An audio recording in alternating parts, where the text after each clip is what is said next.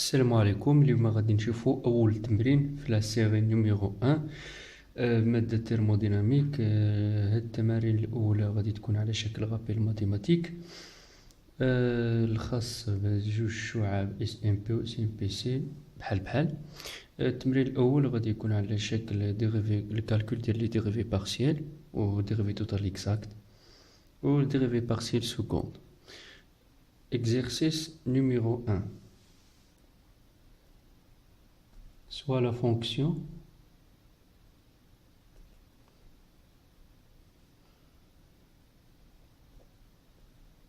f de deux variables x et y est égal x أس 3 زائد 2 x y زائد 4 y كاري.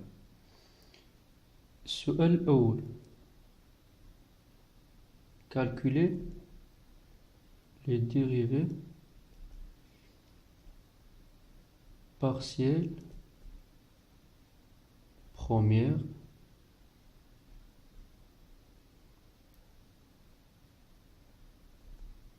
suivant.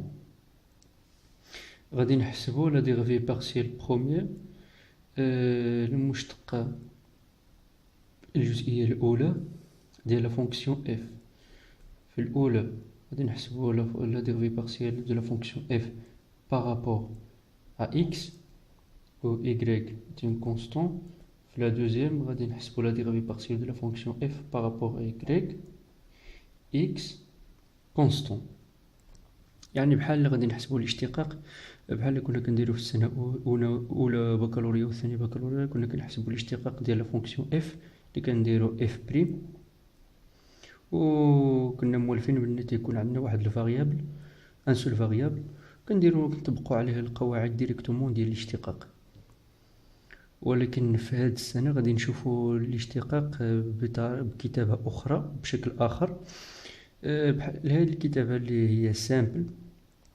في هذه لا ديريفي الاولى عندنا غادي نشتقوا لا فونكسيون اف. اولا اكس غادي نتاخدوه هو المتغير، هو الفاريابل، و y غادي يساوي لنا كونستون. وحاجه البارامتر اللي تيكون عندنا كونستون في القاعده الاشتقاق تيكون عندنا الاشتقاق ديالو هو الصفر.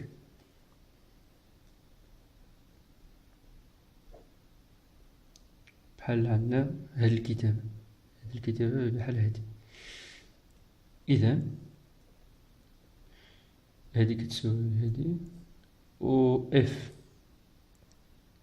غادي نكتبو التيرم ديالها x أس 3 زائد 2 xy زائد 4 y مربع، و y كونستون. باش ما نتلفوش نمشيو للورقه ديال الوسخ ونديرو اللي نطبقوا عليه اللي كنعرفوا. اولا كنشوفوا شكون اللي عندنا فاريابل وشكون اللي عندنا كونستون. في هذه الحاله عندنا y est une constante، alors sa dérivée est nulle، يعني الاشتقاق ديالها يساوي الصفر، ولا بحال هكا. ولا حددنا الكونستون. دابا نحددوا الفاريابل اللي تيكون هنا في هذه الحاله هو اكس. عندنا اكس ماشي كونستون، يعني الديريفي ديالو يخالف الصفر، وكنجيو كنطبقوا ديريكتومون القواعد اللي كنعرفوا اللي كنا عارفين ديجا في السنه الثانيه بكالوريا. باش ما نتخربقوش ولا باش ما نساوش كتبوا هاد لي تيرم كاملين. بريم ا اكس كار y كاري بريم عفوا.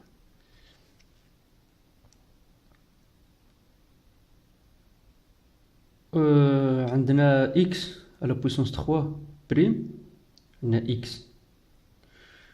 الديريفي ديالها كيخالف الصفر، يعني غادي نشتقو، يعني 3 x غادي يساوي لنا 3 x مربع. وهاد التيرم كنلاحظوا فيه لي دو فاريابل بجوج x و y. باش ما نتلفوش غنفكوه كيساوي هكا y بلس 2 x y. في المرة الأولى غادي نشتقو x ونخليو y، وفي المرة الثانية غادي نشتقو y ونخليو x، وهاد 4 y و كاري بريم غادي تساوي لينا صفر، لحقاش x y عفوا كونستون. 3 x و كاري. عندنا x فاريابل، يعني الاشتقاق ديالو كيساوي واحد، جوج في واحد في y هي جوج y، وعندنا في هاد لو تيرم جوج في x في الديريفي ديال y، عندنا y تكون كونستون على الديريفي ديالو زيرو، يعني جوج في x في زيرو كيساوي زيرو، و 4 y او كاري عندنا y كيتون كونستون، يعني الاشتقاق ديالو صفر، يعني la dérivée partielle de la fonction f par rapport à y par rapport à x عفوا y constant كتساوي 3 x مربع plus 2y tout simplement. دابا غادي ننتقلوا للترم الثاني، نحسبوا لا ديريفي ديال لا فونكسيون f، ولكن هاد المره بارابور y و x غادي هو الكونستون في هاد الحاله. هاد الكتابه اللي كتساوي فوتوكوبي ديال هاد المراحل اللي درنا قبل. نكتبوا الديريفي، هذه لا ديريفي بحال كتكون لا ديريفي اليمونتير ولا ديريفي بارسيل، يعني جزئيه صغيره بارابور y، و لا فونكسيون f اللي هي x بويسونس 3 بلس 2xy بلس 4 y au carré. وفي هاد الحاله عندنا x هو اللي كونستون.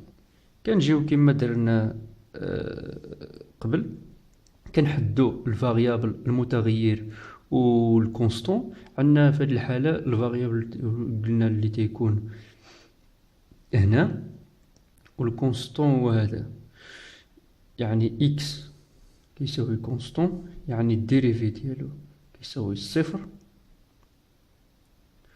و y هو الفاريابل، y ماشي كونستون، يعني الديريفي ديالو كيخالف الصفر.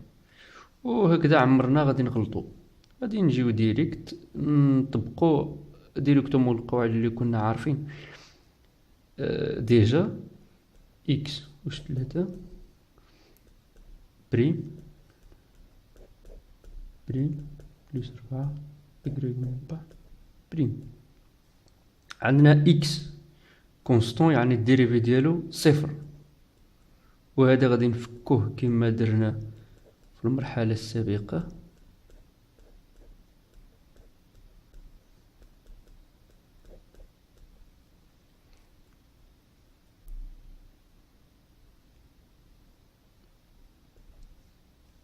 عندنا x كونستون، يعني هاد الترم كامل غادي يساوي صفر، جوج في صفر y صفر، يعني صفر.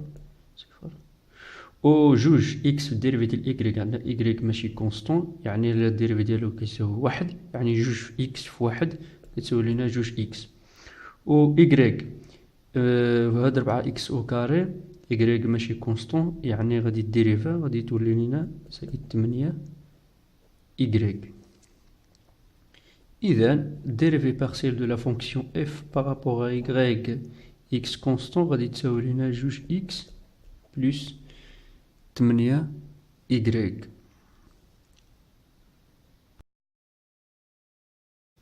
و في لا دوزيام كيستيون اللي كتكون calculer les dérivés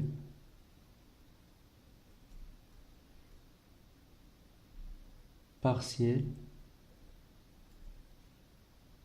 secondes، يعني المشتقة الجزئية الثانية كتكتب على شكل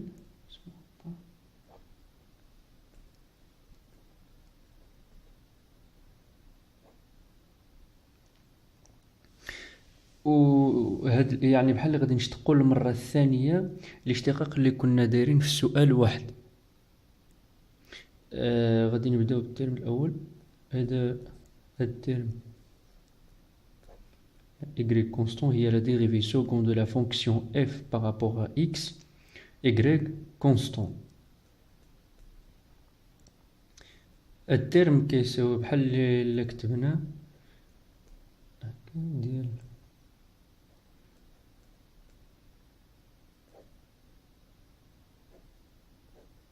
y constant.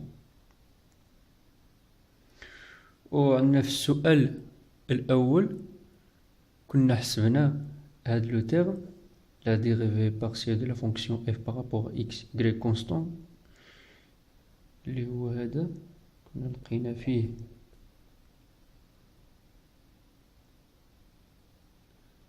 ثلاثة x au carré plus 2y. يعني غادي نشتقو هاد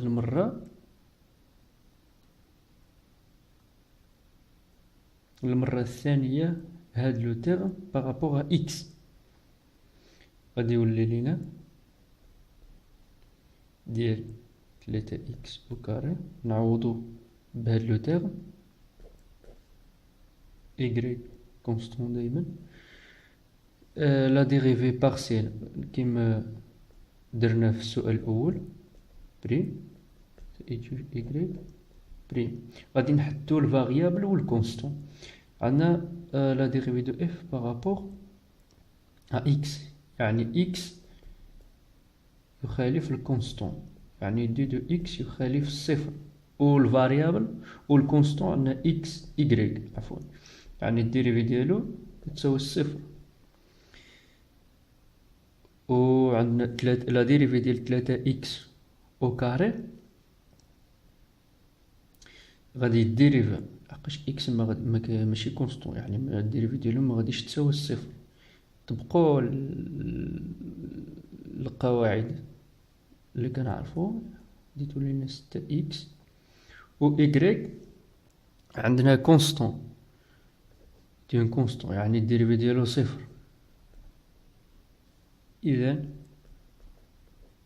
dérivée partielle seconde de la fonction f y constant تساوي 6x.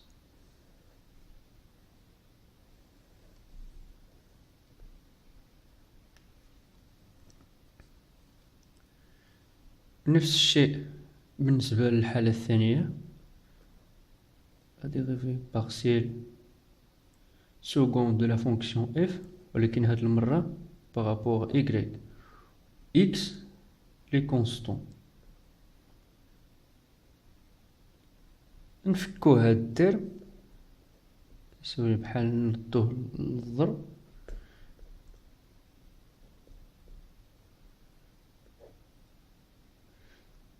x كونستون بحال درنا الملتيبليكاسيون، ديرون ديرون كتساوي ديرون مربع في اف اللي كيساوي مربع اللي كيساوي هاد الترم. و هاد الترم كنا حسبناه في السؤال الأول اللي هو 2x plus 8y، يعني وهاد العلاقة غادي نعوضوها في هاد الترم الأول. غادي تولي لينا في 2x بلس، وهاد الترم صبح بحال إلا عندنا ديريفي ديال هاد لا فونكسيون بارابور y و x كونستون. كيما موالفين نديرو نحدو الفاريابل والكونستون. عندنا y هو الفاريابل يعني كيخالف الكونستون، يعني الديريفي ديالو كتخالف الصفر. وعندنا x est une constante، يعني sa dérivée est nulle. ونحسبو الديريفي بشكل عادي. إلا توالفتو بهاد الطريقة عمرنا غادي نغلطو في لا ديريفي كيما كانت. عندنا الديريفي ديال جوج اكس، اكس est une constante يعني الديريفي ديالو صفر. 8 y ماشي كونستون، يعني الديريفي ديالو واحد. 8 يعني la dérivée seconde de la fonction f par rapport à y, x constant, تساوي لنا 8.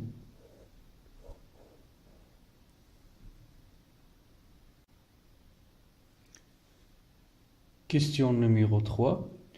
تقول لنا montrer que d de f est une différentielle totale exacte. من السؤال الثاني كنعرفوا بلي لا d de f هي la dérivée partielle de la fonction f par rapport à x, y constant d de x plus la dérivée partielle de la fonction f par rapport à y, x constant d de y. باش نقولوا بأن d de f est une différentielle totale exacte خص تحقق هاد العلاقة.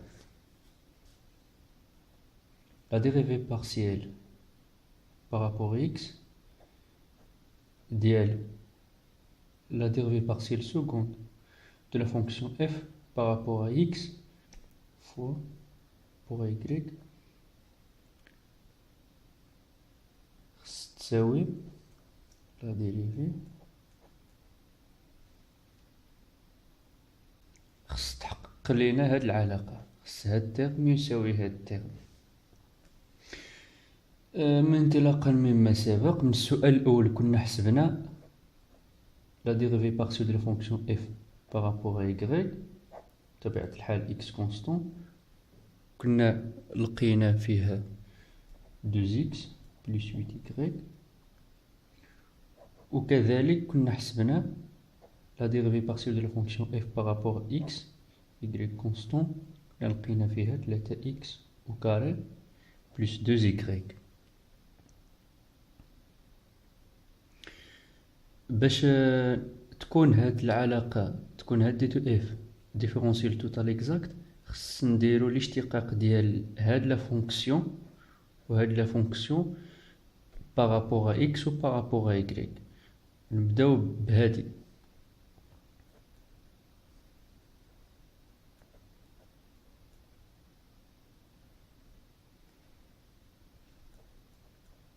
نعوضو هاد العلاقة بهادي،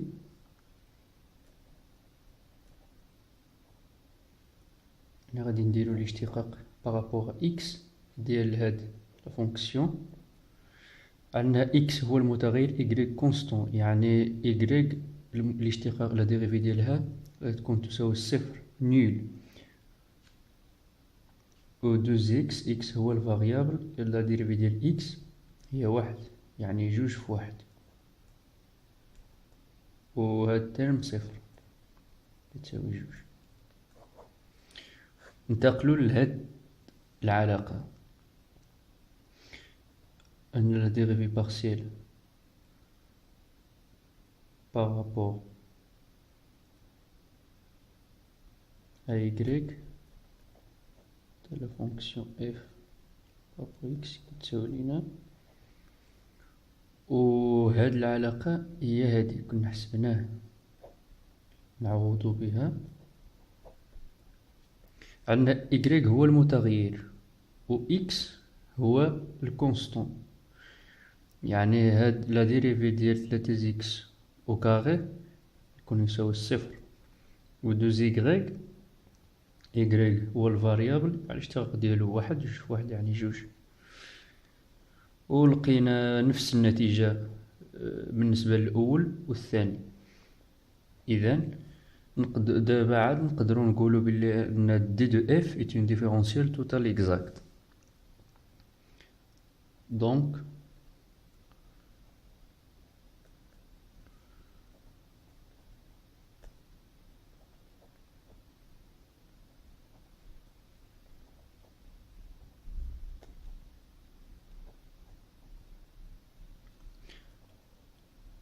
alors d de f est une différentielle totale exacte.